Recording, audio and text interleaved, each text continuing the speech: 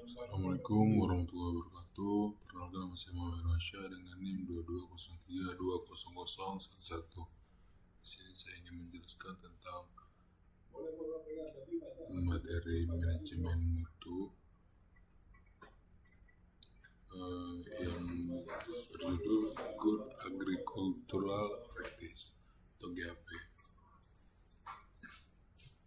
Good Agricultural Practice atau GAP merupakan sebuah teknis penerapan sistem sertifikasi proses produksi pertanian yang menggunakan teknologi maju ramah lingkungan dan berkelanjutan sehingga produk panen aman dikonsumsi, kesejahteraan pekerja diperhatikan, dan usaha tani yang memberikan keuntungan ekonomi bagi petani. Tujuan utama dari GAP. Jadi tujuan utama dari GAP itu yang pertama itu menjamin produk aman dikonsumsi, yang dimana untuk mengurangi risiko mikroba, risiko kimia, serta kontaminasi fisik. Tujuan kedua itu menjaga kualitas dan konsistensitas produk agar memenuhi pasar domestik dan internasional. Tujuan ketiga itu untuk melindungi lingkungan, penggunaan input yang efisien, mengurangi pencemaran, melindungi kesehatan dan keselamatan kerja. Tujuan terakhir itu ada untuk meningkatkan akses pasar lewat kepatuhan pada standar sertifikasi. Selanjutnya ada market trends and opportunities. Yang pertama itu ada kualitas produk, yang dimana memastikan produk pertanian yang dihasilkan aman untuk dikonsumsi. Yang kedua ada keamanan pangan, untuk mengurangi resiko kontaminasi dan keracunan pangan. Yang ketiga ada lingkungan, untuk mengurangi dampak negatif pertanian terhadap lingkungan.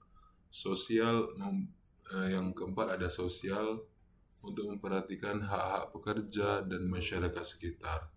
Yang kelima ada ekonomi, untuk meningkatkan efisiensi dan keuntungan petani. Selanjutnya ada prinsip-prinsip dari GAP. Prinsip pertama itu ada keamanan pangan atau food safety, yang dimana mengidentifikasi dan meminimalisasi bahaya.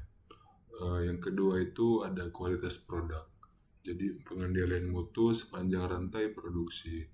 Yang ketiga ada sustainability atau lingkungan, pengelolaan input serta konservasi sumber daya. Yang selanjutnya ada kesejahteraan pekerja dan sosial keselamatan kerja dan upah wajar. Yang selanjutnya ada trackability and dokumentasi, catatan lengkap untuk tiap batch atau lot. Yang terakhir ada pendekatan berbasis resiko dan bukti pemantauan dan perbaikan berkelanjutan. Ada 10 pilar utama dari GAP atau Good Agricultural Practice. Yang pertama itu ada pemilihan lahan, ada perencanaan dan pengelolaan tanah, yang dimana meliputi pemilihan lahan bebas kontaminan dari logam berat, limbah industri, serta pestisida yang terlarang. Selanjutnya ada analisis tanah yang meliputi dari pH, NPK, kandungan organik, serta pencemaran. Selanjutnya ada konservasi tanah yang meliputi dari terasering, bulodan, rotasi tanaman, penutup tanah atau cover crops. Selanjutnya ada penggunaan benih dan bibit berkualitas, memakai benih atau bibit bersertifikat, varietas unggul sesuai agroklimat, catatan asal-usul benih atau trackability, karantina bibit sebelum ditanam untuk menghindari penyakit. Selanjutnya ada pengelolaan air dan irigasi, yang meliputi sumber air aman, bebas dari limbah kimia maupun limbah biologis. Selanjutnya ada irigasi, hemat air dari drip irrigation, or sprinkle. Selanjutnya ada pemantauan kualitas air secara periodik. Ada uji mikroba, uji kimia, dan uji lainnya. Selanjutnya ada penggunaan pupuk dan pestisida yang aman. Pemupukan berdasarkan uji tanah dan rekomendasi dosis.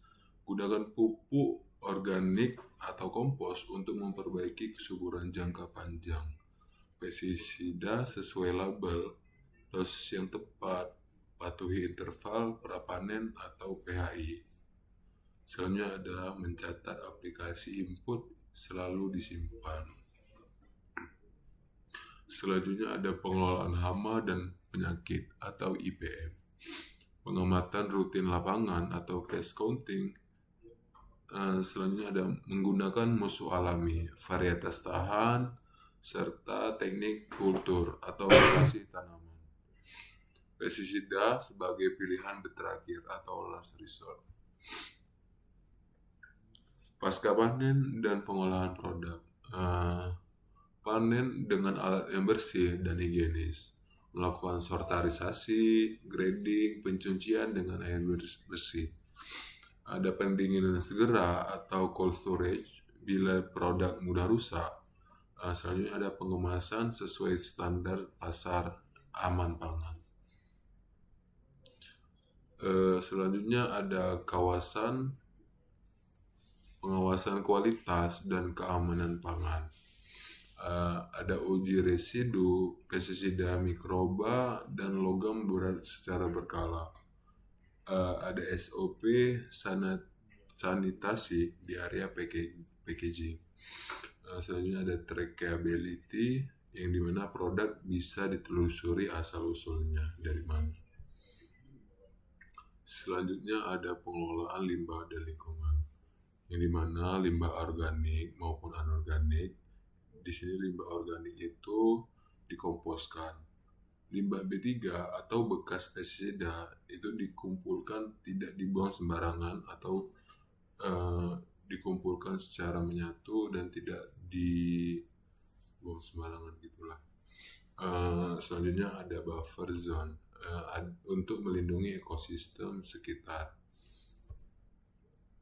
Selanjutnya ada kesehatan dan keselamatan kerja atau K3, yang dimana harus ada penyediaan APD atau alat pelindung diri saat aplikasi pestisida atau panen. Selanjutnya ada fasilitas sanitasi atau air bersih, toilet, tempat cuci tangan. Adanya pelatihan keselamatan kerja dan P3 di lahan. Selanjutnya ada dokumentasi dan pelaporan. Buku catatan budidaya atau farm record book, catatan aplikasi pupuk, pestisida, panen, dan hasil sortasi. Ada audit internal dan laporan periodik untuk evaluasi mutu. Selanjutnya ada implementasi GAP, yang dimana yang pertama ada asesmen awal atau GAP analisis untuk membandingkan praktik saat ini dengan standar GAP yang jadi rujukan. Buat SOP tertulis untuk setiap aktivitas aplikasi pestisida, panen, kebersihan, serta penerimaan bibit. Selanjutnya ada pelatihan tenaga kerja dan manajemen atau higien, keselamatan, serta catatan. Selanjutnya ada implementasi dan pencatatan atau farm record book untuk aplikasi input hasil panen serta inspeksi. Selanjutnya ada monitoring internal dan audit rutin, melakukan corrective action jika ditemukan penyimpangan. Persiapan sertifikasi bila ingin akses pasar yang mensyaratkan penyusunan dokumen audit internal yang audit dari pihak 3. Di sini ada sertifikasi GAP. Itu sertifikasi GAP itu ada 5 negara yang sudah bersertifikasi GAP. Di mana itu yang pertama ada Europe GAP yang berasal dari Eropa. Yang selanjutnya ada USDA GAP yang berasal dari Amerika Serikat. Selanjutnya ada GAP yang berasal dari Jepang. Selanjutnya ada Global GAP. Selanjutnya ada SNI GAP yang berasal dari Indonesia.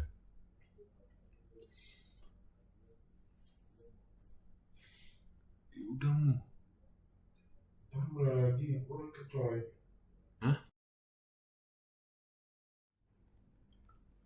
Sebelumnya di sini GAP itu adalah serangkaian pedoman budidaya pertanian yang baik dan benar agar hasil pertanian menciptakan produktif dan efisiensi, aman bagi pekerja dan lingkungan, serta menghasilkan produk berkualitas tinggi dan berkelanjutan. Dalam konteks kelapa sawit, GAP berfungsi untuk menjamin produksi tandan buah segar atau TBS yang berkualitas tinggi. Selanjutnya ada menjaga kesuburan tanah serta konservasi air, mengurangi emisi dan pencemaran lingkungan, serta mendukung sertifikasi berkelanjutan atau ISPO atau RSPO. Selanjutnya itu ada tujuan GAP untuk meningkatkan efisiensi dan produktivitas. Tujuan kedua itu memastikan keberlanjutan ekonomi dan bekerja, menghindari pencemaran lingkungan dan degradasi lahan. Atau bisa ini. Jadi untuk memenuhi tuntutan konsumen dalam dan luar negeri, menggunakan produk yang aman untuk dikonsumsi, bermutu, dan ramah lingkungan. Maka penerapan Good Agricultural Practice atau GAP itu sangat penting dan standar operasional prosedur atau SOP merupakan hal yang harus dilakukan. Untuk itu diperlukan upaya peningkatan pengetahuan, keterampilan, dan peningkatan pemahaman, dan perubahan sikap petugas serta produsen tambahan hortikultura untuk melaksanakan sistem budidaya yang baik dan benar sesuai dengan standar operasional prosedur atau SOP komoditas hortikultura yang telah disusun. Jadi penerapan Good Agricultural Practice itu dalam budidaya tanaman hortikultura dimaksudkan untuk memperbaiki proses produksi menjadi ramah lingkungan, meningkatkan kualitas produk sesuai standar, memungkinkan penelusuran semua aktivitas produksi dan dapat dilacak baik bila terjadi masalah atau keluhan konsumen, serta meningkatkan daya saing dalam memasuki pasar global. Sebagai upaya meningkatkan pengetahuan, kemampuan dan keterampilan petani dalam menerapkan GAP, maka perlu dilakukan pelatihan bagi petani dalam bentuk sekolah lapangan atau SL. Sekolah lapang GAP hortikultura merupakan salah satu pendekatan yang positif dalam meningkatkan pengetahuan, kemampuan, dan keterampilan petani dalam menerapkan prinsip-prinsip Good Agricultural Practice atau GAP di hortikultura. Sekolah lapang GAP hortikultura merupakan wahana bagi para petani untuk saling belajar dan bertukar pengalaman antara anggota, dan interaksi antara petani dan pemandu lapang tentang budidaya hortikultura yang baik suatu komoditas yang diusahakan oleh petani. Kegiatan ini merupakan praktik lapang dalam penerapan GAP atau SOP hortikultura dalam rangka menghasilkan produk yang bermutu sesuai dengan permintaan pasar dan aman untuk dikonsumsi. Dimana di sini SLGAP hortikultura itu menyiapkan pedoman sebagai acuan dalam pelaksanaan ataupun penerapan bagi petugas dan para petani untuk meningkatkan pemahaman yang lebih dalam, pengetahuan dan keterampilan petani dalam penerapan GAP hortikultura. Di mana sasaran utama itu yaitu ada petugas pusat atau provinsi, kabupaten, kota yang menangani sistem jaminan mutu sebagai pelaku usaha hortikultura. Untuk definisi awal dalam pedoman penerapan SLGAP hortikultura ini dimaksud dengan budidaya hortikultura yang selanjutnya disebut budidaya dalam pengelolaan sumber daya alam hayati dalam produksi komoditas hortikultura untuk menghasilkan sebuah produksi dengan memperhatikan keamanan pangan dan kelestarian lingkungan. Praktik hortikultura adalah tata cara penanganan komoditas hortikultura dari budidaya, panen, serta pasca panen. Varietas tanaman yang selanjutnya disebut varietas adalah sekelompok tanaman yang suatu jenis atau spesies yang ditandai oleh bentuk tanaman bujang inam. Di sini ada suatu artikel yang membahas tentang GAP, yang dimana mereka menginput latar belakang Indonesia adalah salah satu negara eksportir komoditas pertanian untuk pasar dunia. Nah, jadi salah satu komoditas tersebut adalah minyak sawit mentah atau CPO.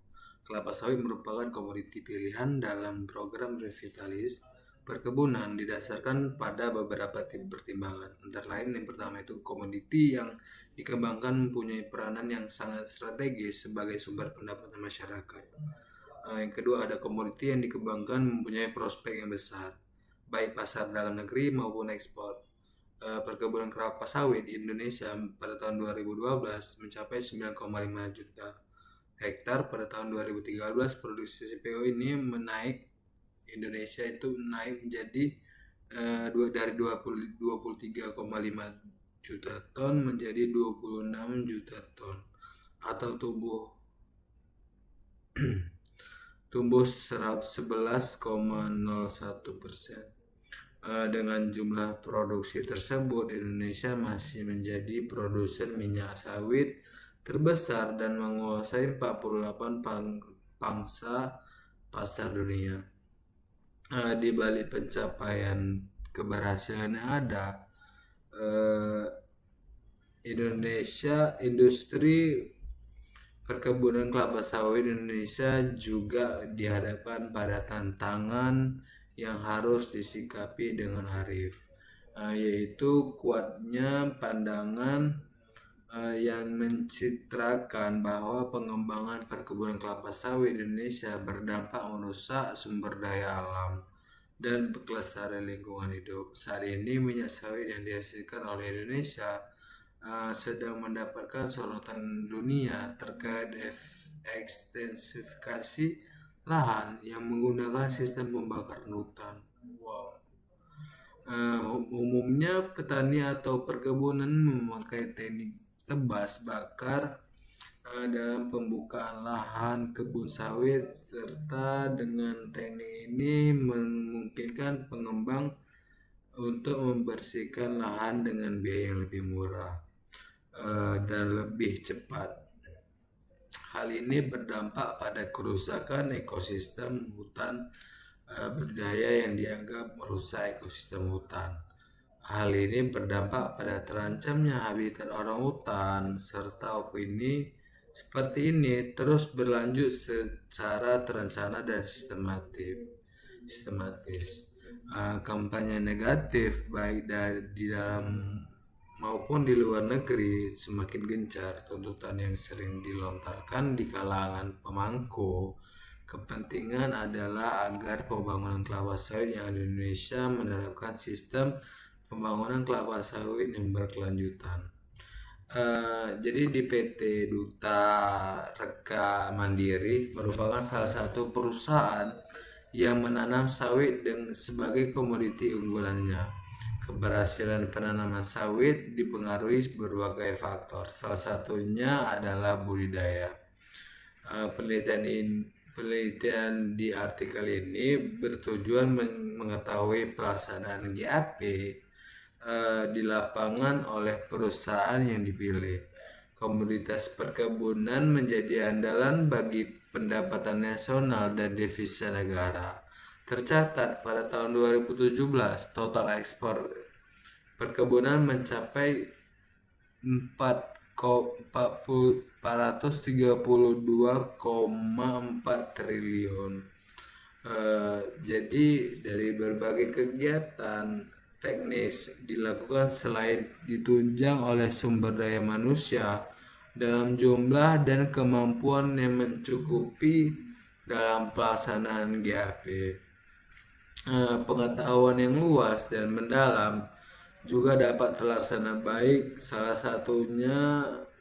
satu upaya yang dilakukan oleh pemerintah Indonesia untuk dapat keberlanjutan kebun yang disebut The Indonesian Sustainable Palm Oil atau dikeluarkan secara resmi oleh Direktorat Jenderal Perkebunan. Standar ini sudah diberlakukan dan bersifat wajib mandiri karena disusun berdasarkan hukum dan peraturan pemerintah di Indonesia.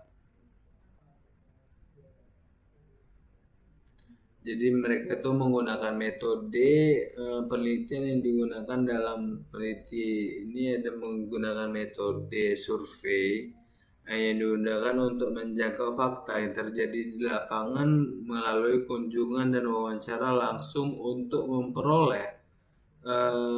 memperoleh gambaran secara keseluruhan serta mengenai pelaksanaan GAP dalam bentuk kegiatan ISPO di PT Duta Reka Mandiri. Mereka tuh melakukan evaluasi kemampuan perusahaan dalam mencapai standar dilakukan dengan metode audit. Hasil penilaian terhadap seluruh parameter yang telah ditetapkan sesuai prinsip kriteria indikator yang ada dalam ketentuan. Kemudian dinilai dalam satuan persen pemilihan lokasi.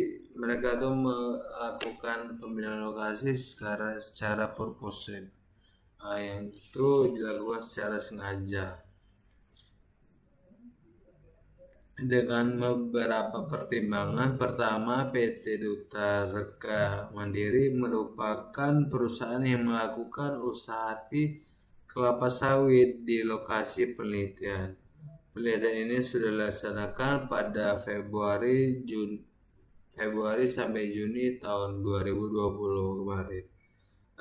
Mereka menggunakan data primer yang dikumpulkan dengan luas areal perkebunan, luas areal tanam berdasarkan umur tanaman, pembibitan, data kegiatan, pemeliharaan tanaman, data produksi, TBS, data pengelolaan lingkungan, serta data yang terkait dengan pemeliharaan tanaman, data produksi TBS, data pengelolaan lingkungan, data sekunder diperoleh melalui studi pusaka tentang luas areal perkebunan kelapa sawit di kabupaten dan provinsi. Data tersebut berawal dari laporan perusahaan, BPS dinas, dan instansi terkait serta lembaga penelitian. Pihak yang diwawancarai adalah perwakilan manajemen dari perusahaan tersebut, tokoh masyarakat sekitar, dinas perkebunan dan dinas lingkungan hidup serta LSM lingkungan.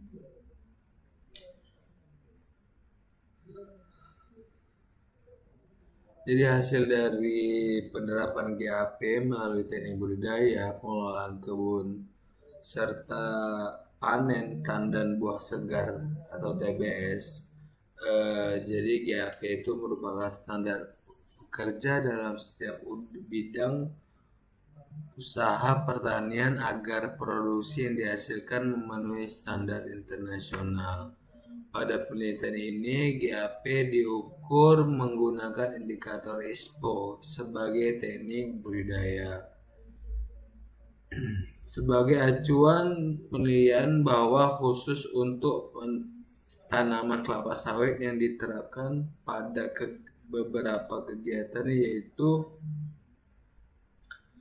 satu, teknik pembudidaya itu pertama itu pembukaan lahan, penentuan pola tanam, pembuatan lubang tanam, penggunaan bibit unggul, pengendalian HPT, penyulaman, penyiangan dan pemupukan.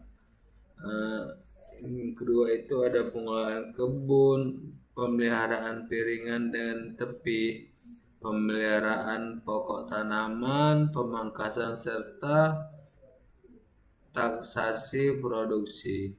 Yang ketiga ada panen TBS, yang persiapan panen, kriteria panen, cara panen, organisasi panen, dan pengangkutan oleh PT Duta Reka Mandiri. Mereka itu mencapai skor rata-rata untuk teknik budidaya mencapai 36,0, pengelolaan kebun dengan 4 indikator dia mencapai 17,0, panen dengan 5 indikator mencapai 24,2, totalnya sebesar 77,2 dengan kategori sangat baik. Penerapan GAP baik oleh PT Duta Reka Mandiri relatif baik tergantung pada kondisi finansial perusahaan, ketersediaan input produksi, dan pengetahuan budidaya sawit. Penerapan GAP oleh PT Duta Reka Mandiri dapat dilihat pada tabel di atas, yang dimana itu ada total indikator penerapan GAP dengan skor 77,2, berada dalam kategori sangat baik. Hal ini berarti bahwa secara umum PT Duta Reka Mandiri menerapkan GAP pengolahan kebun dan kegiatan panen TBS hal senada dinyatakan oleh Anwar 2016 bahwa capaian penerapan teknis budidaya dalam pengelolaan perkebunan di daerah Indonesia atau di Kalimantan sudah cukup tinggi. Untuk mengetahui penerapan GAP secara rinci oleh PT Duta Reka Mandiri, maka analisa dilakukan per indikator kegiatan sebagai berikut. Mereka itu melakukan teknik budidaya dengan skor 8 sampai 40. Penerapan GAP ditinjau dari kegiatan teknis budidaya secara rinci. Kegiatan pembukaan lahan atau land clearing oleh PT Duta Reka Mandiri dengan skor 4,2 berada dalam 2 kategori baik. Dari hasil penelitian diketahui bahwa dalam pembukaan lahan perkebunan sawit PT Duta Reka Mandiri melakukan secara mekanisme bulldozer dan chainsaw tanpa pembakaran. Hal ini sesuai dengan pernyataan Sumakro 2009 bahwa metode pembukaan lahan yang ditetapkan pemerintah adalah tanpa pembakaran lahan atau zero burning, sesuai dengan peraturan pemerintah nomor 29 tahun 1995 dengan Undang-Undang nomor 18 2004. Kegiatan penentuan pola tanam oleh PT Duta Reka Mandiri dengan skor 5,0 berada dalam kategori sangat baik, artinya perusahaan menerapkan pola tanam monokultur dan menggunakan tanaman penutup tanah.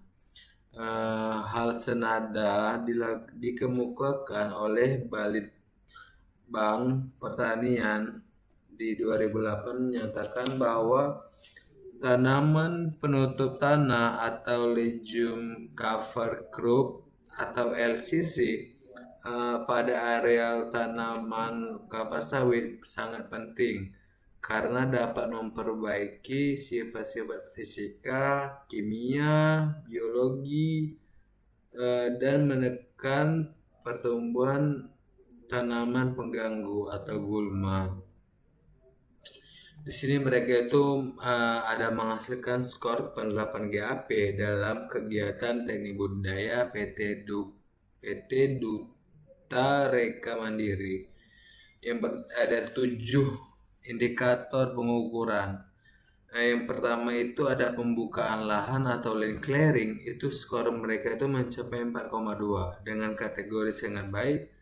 Yang kedua itu ada penentuan pola tanam dengan skor 5,0 dengan kategori sangat baik. Yang ketiga ada pembuatan lubang tanam dengan kategori 5,0 sangat baik. Penggunaan bibit unggul dengan skor 4,6 dengan kategori sangat baik. Selanjutnya ada pemeliharaan tanaman. Dan pengenalan HPT dengan skor 5,0 dengan kategori sangat baik. Selanjutnya ada penyulaman dengan kategori dengan skor 4,4 dengan kategori sangat baik. Penyiangan dengan skor 4,6 dengan kategori sangat baik. Selanjutnya ada pemupukan dengan kategori 3,6, 3,2 dengan kategori sangat baik. Total skor yang diperoleh ada 36,0 dengan kategori sangat baik. Jadi kegiatan pembuatan lubang tanam oleh petani PT Duta Reka Mandiri dengan skor 5,0 berada dalam sangat baik. Artinya perusahaan menerapkan ketentuan jarak tanam umum kelapa sawit yaitu 9x9x9 m meter, segitiga sama sisi dan arah utara selatan, sehingga tidak ditemukan pertemuan antara tajuk pelepah pohon kelapa sawit. Kegiatan penggunaan bibit unggul oleh PT Duta Reka Mandiri dengan skor 4,6 berada dalam kategori sangat baik. Hal ini menunjukkan bahwa perusahaan telah menerapkan GAP dengan baik dalam kegiatan penggunaan bibit unggul. Menurut hasil penelitian, pertumbuhan bibit kelapa sawit berasal dari benih unggul dengan benih liar berbeda nyata, sehingga penggunaan bibit kelapa sawit sebagai varietas unggul dari produsen yang terakreditasi oleh pemerintah adalah hal yang penting. Kegiatan pemeliharaan tanaman dan pengenalan HPT oleh PT Duta Reka Mandiri dengan skor 5,0 berada dalam kategori sangat baik. Dari hasil penelitian tercatat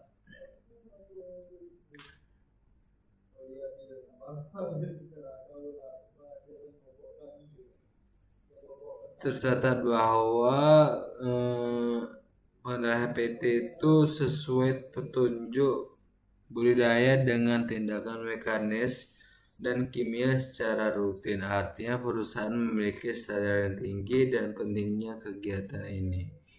Selanjutnya ada kegiatan penyulaman dilakukan untuk keseragaman tanaman, dan dalam kegiatan ini petani PT Duta Reka Mandiri dengan skor 4,4 berada dalam kategori sangat baik. Berdasarkan informasi dari staf perusahaan, kebutuhan bibit untuk penyulaman sudah dipertimbangkan sejak awal. Dari kebutuhan 136 bibit per hektar dilebihkan 6 bibit untuk antisipasi penyulaman jika ada tanaman yang rusak atau mati, sehingga pembagian bibit adalah 142 bibit per hektar. kegiatan penyiangan oleh perusahaan dengan skor 4,6 berada dalam kategori sangat baik. Hasil penelitian, pencatatan, penyiangan, dan rotasi penyiangan dilakukan secara rutin. Penyiangan dan rotasi penyiangan juga dilakukan sewaktu pemupukan sebagai kegiatan selingan. Selanjutnya, kegiatan pemupukan oleh PT Duta Reka Mandiri itu dengan skor 3,3 berada dalam kategori sangat baik.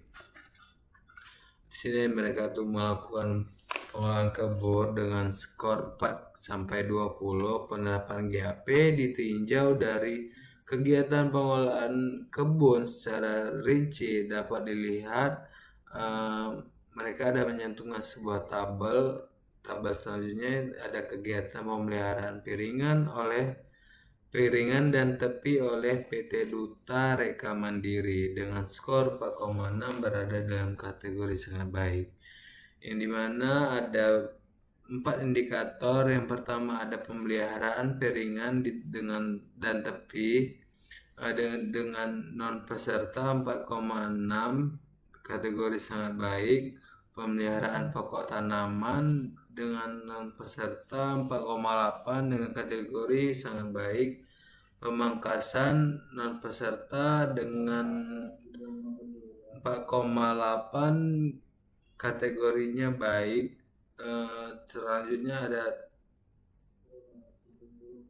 taksasi produk produksi non peserta 3,6 dengan kategori sedang. Totalnya ada 17,0 dengan kategori sedang. Jadi kegiatan pemeliharaan pokok tanaman oleh petani peserta program KKSR dengan skor 4,8 berada dalam kategori sangat baik. Kegiatan pemangkasan oleh perusahaan dengan skor 4,8 berada dalam kategori sangat baik. Pemangkasan dilakukan secara periodik juga saat panen dan menyisakan 1-2 pelepah di bawah tandan buah. Kegiatan taksasi diproduksi oleh perusahaan yang skor 3,6 berada dalam kategori sedang. Artinya perusahaan hanya melakukan taksasi produksi hanya per 3 bulan. Panen dengan skor 4-20. Penerapan GAP ditinjau dari kegiatan panen TBS secara rinci. Dapat dilihat mereka ada mencantumkan tabel keempat dalam kegiatan persiapan panen dan oleh PT Duta Reka Mandiri dengan skor 4,8 berada dalam kategori sangat baik. Dalam kegiatan panen, perusahaan menyiapkan tenaga kerja pemanenan dilengkapi oleh alat panen, egrek, dodos, kapak, dan jalan harus bersih. Hal ini penting untuk lancarnya kegiatan panen TBS. Kegiatan penerapan kriteria panen oleh PT DRM dengan rata-rata skor 5,0 berada dalam kategori sangat baik. Artinya perusahaan menerapkan kegiatan panen fraksi 2 buah sawit matang 1 berondolan 25-50%. Di sini ada skor GAP penerapan panen TBS pada PT Duta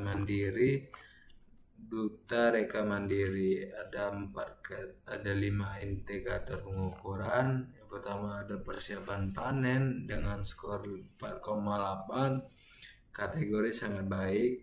Selanjutnya ada kriteria panen, skornya 5,0 kategori sangat baik. Cara panen 4,8 kategori sangat baik. Organisasi panen 5,0 kategori sangat baik. Pengangkutan 4,6 kategorinya sangat baik. Jumlah total skornya ada 24,2 dengan kategori sedang. Penerapan kegiatan cara panen oleh perusahaan adalah dengan skor 4,8 berada dalam kategori sangat baik. Artinya petani peserta program menerapkan tahapan panen secara berurutan, buah dalam kondisi bersih dan mengumpulkan berondolan. Kegiatan organisasi panen oleh perusahaan dengan skor 5,0 berada dalam kategori sangat baik. Artinya perusahaan koordinasi jadwal panen minggu kedua atau keempat, seleksi angkut dan menimbang. Kegiatan pengangkutan hasil panen oleh perusahaan dengan skor 4,6 berada dalam kategori sangat baik. Artinya petani di perusahaan tersebut melakukan seleksi, penomoran, dan penimbangan sebelum membawa TBS ke pabrik kelapa sawit atau PKS. GAP memiliki konsep bahwa standar pekerjaan dalam setiap usaha pertanian adalah produksi yang dihasilkan memenuhi standar internasional. Standar ini harus dibuat dalam bentuk manual yang tentu akan terus-menerus diperbaiki, yang akan diterapkan oleh pelaku usaha tani kelapa sawit dan mengikuti manual tersebut secara tepat, maka produksi pertanian akan sesuai dengan standar yang telah ditetapkan. Kontrol kualitas dapat dilakukan dengan mengecek proses produksi, setiap penyimpanan kualitas, dan produktivitas dapat diketahui dari penyimpangan proses. Di sini ada pendapatan usaha tani. Tujuan akhir dari usaha tani adalah untuk memperoleh suatu pendapatan. Pendapatan adalah selisih antara biaya yang dikeluarkan dengan jumlah penerimaan yang diperoleh dalam suatu kegiatan untuk mendapatkan produksi di lapangan pertanian. Pendapatan usaha tani dari PT Duta Reka Mandiri per tahun dapat dilihat. Mereka ada mencantumkan tabel. Di tabel 5 itu ada pendapatan PT Duta Reka Mandiri per tahun dari tahun 2020, 2019, 18, 17, 16, 15, 14, 13, 12, 11. Pendapatan mereka itu memperoleh paling tinggi di tahun 2016 yang sebesar 4,248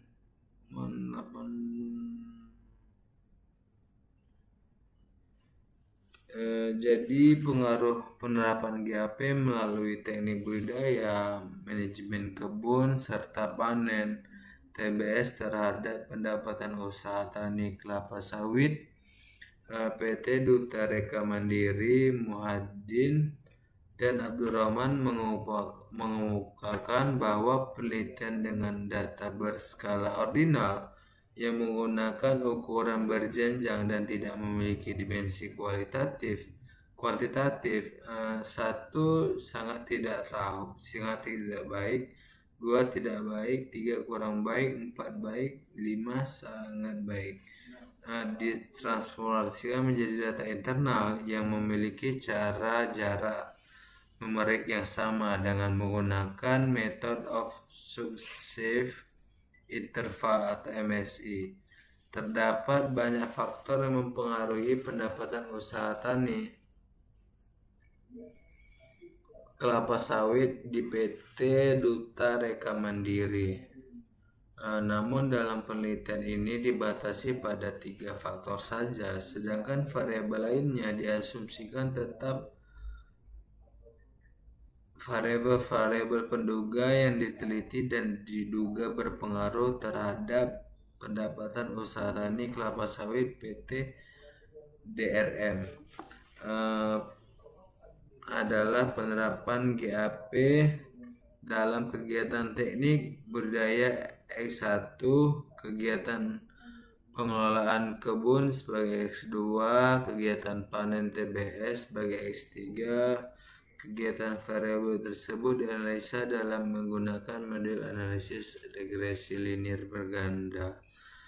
Mereka mencantumkan sebuah tabel hasil analisis regresi linear berganda berpengaruh penerapan GAP terhadap pendapatan usaha tani kelapa sawit PT Dukta Reka Mandiri.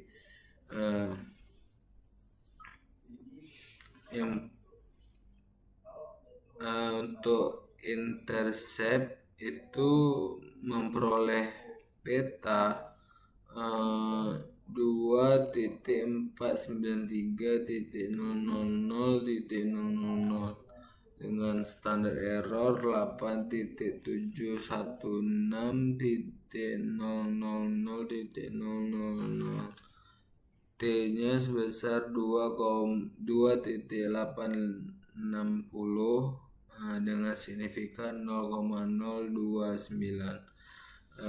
Untuk yang kedua ada GAP teknik budidaya X1 dengan beta 590.300.000 dengan standar error 633.500.000 dengan hasil T 0,932 dengan hasil signifikan 0,387.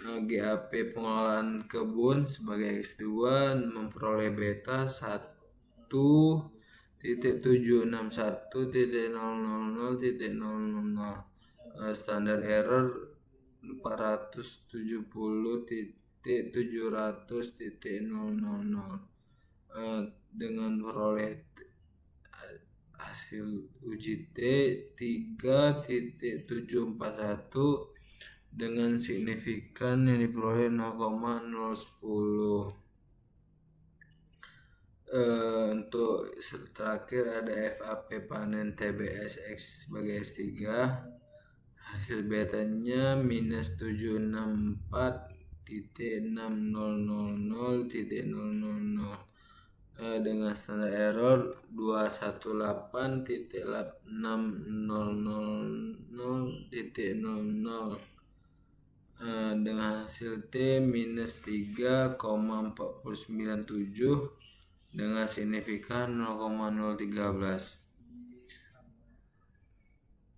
Dengan F hitung sebesar 7.369, R2 sebesar 0,787, F dengan sebesar 4,76, T0 T 0,05 sama dengan 2,365.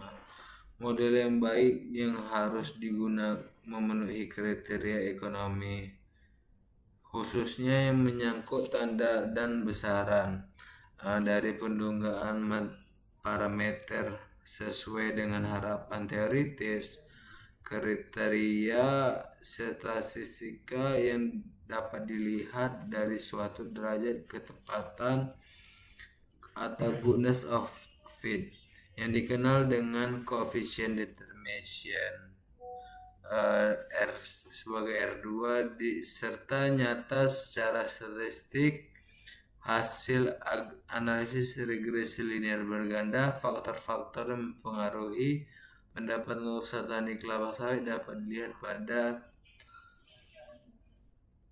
tabel di atas. Informasi pada tabel 6 menunjukkan nilai koefisien determinasi R2 sebesar 0,787. Hal ini berarti bahwa 78,7% variasi perubahan variabel independen X1 yaitu skor penerapan teknologi GAP melalui kegiatan teknik budidaya, skor GAP kegiatan pengolahan kebun, dan skor GAP kegiatan panen TBS dapat menjelaskan variasi perubahan variabel independen atau Y, yaitu pendapatan usaha tani kelapa sawit perusahaan, sedangkan 21,3% dijelaskan oleh variasi variabel lainnya di luar model. Untuk melihat pengaruh secara parsial dan masing-masing karakteristik variabel independen, sebagai satu terdapat variabel independen dilakukan uji T dan diurai sebagai berikut. Di situ ada pengaruh penerapan GAP kegiatan pengolahan kebun, ada pengaruh penerapan GAP panen TBS atau BP, nilai koefisien regresi yang pertama tadi berdasarkan hasil perhitungan analisis regresi parameter.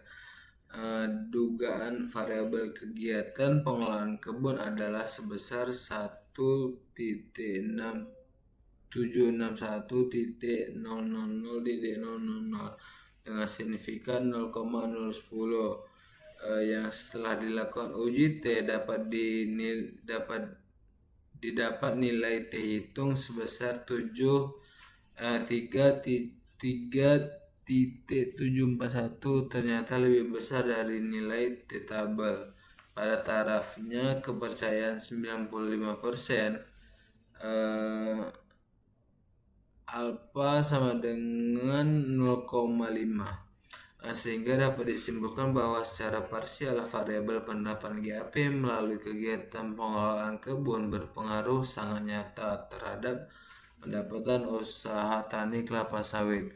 Hal ini berarti bahwa setiap perubahan satu skor penerapan GAP kegiatan pengolahan kebun akan mempengaruhi pendapatan usaha tani kelapa sawit sebesar 1.6761.000.000. Hal senada dikemukakan oleh Sarfi yang menyatakan bahwa pemeliharaan dan perawatan kebun sawit mempengaruhi secara signifikan produksi dan pendapatan petani perkebunan rakyat. Di sini Rizza menyatakan bahwa pemeliharaan atau salah satu komponen dalam kegiatan manajemen mutu yang efektif yang sangat besar pengaruh terhadap pertumbuhan dan produktivitas tanaman kelapa sawit. Selanjutnya ada pengaruh penerapan GAP atau panen TBS atau BP. Di sini nilai koefisien regresi untuk variabel penerapan GAP kegiatan TBS adalah minus 3.144.007 dengan signifikan 0,013, tingkat kepercayaan 95%, sehingga dapat disimpulkan bahwa secara parsial variabel penerapan GAP kegiatan panen berpengaruh sangat nyata terhadap pendapatan usaha tani kelapa sawit. Koefisien bernilai negatif artinya terjadi hubungan negatif antara penerapan GAP kegiatan panen dengan pendapatan usaha tani kelapa sawit. Semakin naik skor maka semakin turun pendapatan usaha tani kelapa sawit. Hal ini berarti setiap perubahan satu skor penerapan GAP kegiatan panen akan mengurangi pendapatan usaha tani kelapa sawit sebesar 764.600.000.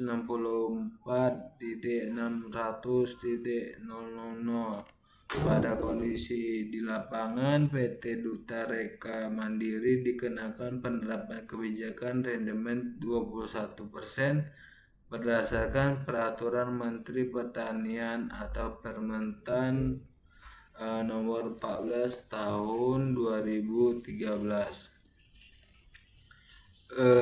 Dapat disimpulkan berdasarkan hasil penelitian dari artikel mereka mengenai hasil analisis penerapan GAP pada PT Duta Reka Mandiri Desa Sungai 2 Kecamatan Rambutan Kabupaten Banyuasin dapat disimpulkan beberapa hal sebagai berikut. Yang pertama, penerapan GAP berdasarkan ketentuan ESPO dalam kegiatan teknik budidaya, pengelolaan kebun serta panen tandan buah segar oleh PT Duta Reka Mandiri sudah sangat baik.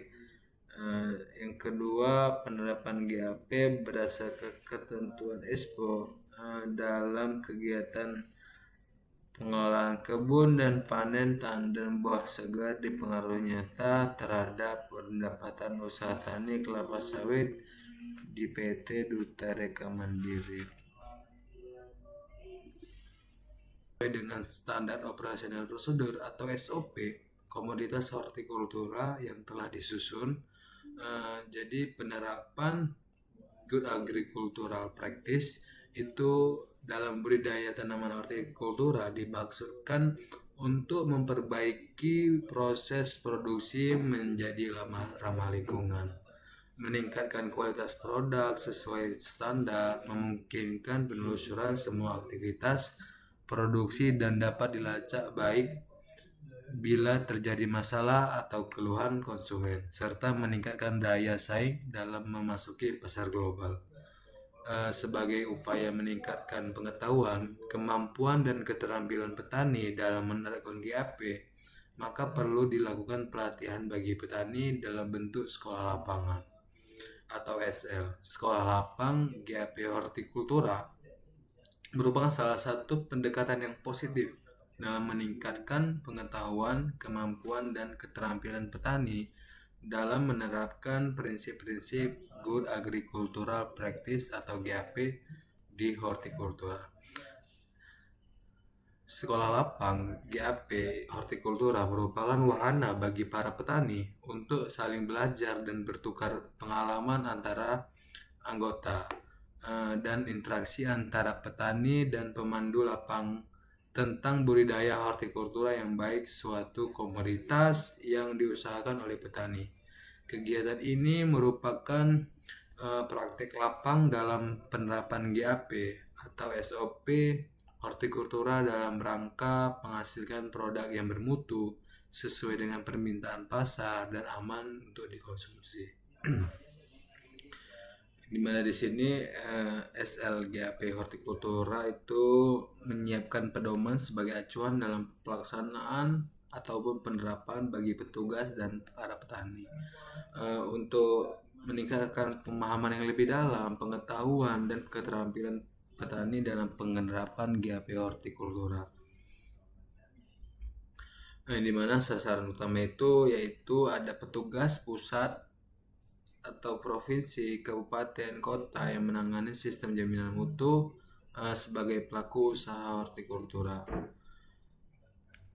Untuk definisi awal dalam pedoman penerapan SLGAP hortikultura ini dimaksud dengan budidaya hortikultura yang selanjutnya disebut budidaya dalam pengelolaan sumber daya alam hayati dalam produksi komoditas hortikultura untuk menghasilkan sebuah produksi dengan memperhatikan keamanan pangan dan kelestarian lingkungan.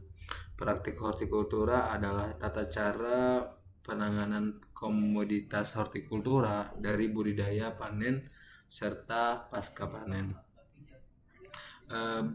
Varietas tanaman yang selanjutnya disebut varietas adalah sekelompok tanaman yang suatu jenis atau spesies yang ditandai oleh bentuk tanaman bujang inam. Di sini ada suatu artikel yang membahas tentang GAP, yang dimana mereka menginput latar belakang Indonesia adalah salah satu negara eksportir komoditas pertanian untuk pasar dunia.